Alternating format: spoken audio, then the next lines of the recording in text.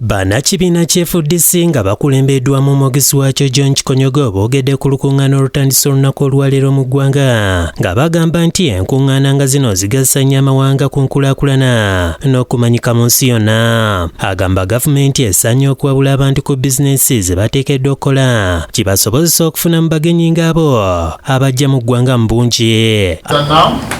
N'oluggya olwa G77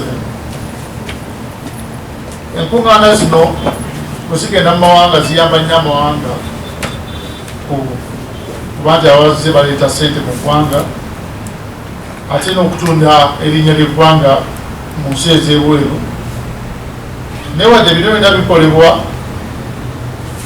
ensi erina okuba nnyo okulaba nti bannayuganda aba bulijjo basinga okufuna mu nkungaana zino nesi bantu batono. Ayozayozezza oludda oluwabula gavumenti olw'okulonda omukulembeze omuggya era n'amusaba okussa ekitiibwa mu bibiina ebirala n'okulaba nga bakolera wamu. Twala omukisa kuno okuyozayoza honorable Senyonyi olw'obuvunaanyizibwa buno bwe yafuna, era ne tumusaba ne ttiimu yonna gy'alina, tumusaba akolaganire wamu n'ebibiina byonna biri ku opposition nga byebuuzaako ate nga bisaamu ekitiibwa ekisaana. Kikonyogo alambuludde ku bintu eby'enjawulo FDC kwetadde essira omwaka guno okuli okutalaga disitulikiti ez'enjawulo nga bakunga abantu okubeegattako n'okussaawo obukiiko obugenda okukola emirimu egy'enjawulo.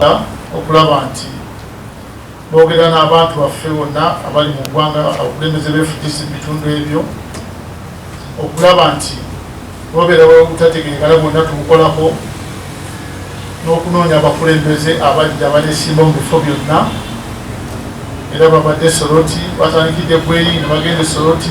FDC ereetaddewo foomu ezigenda okujjuzibwa nga baagala okwesimbawo ku kkaadi y'ekibiina okusobola okumalawo okukoonagana. Ayogedde ku kakiiko k'ebyokulonda akajja Pulezidenti mwe yaweeredde omulamuzi Simon Byabakama ekisanja ekirala. Ronald Kakooza yakusakidde eggulire lino.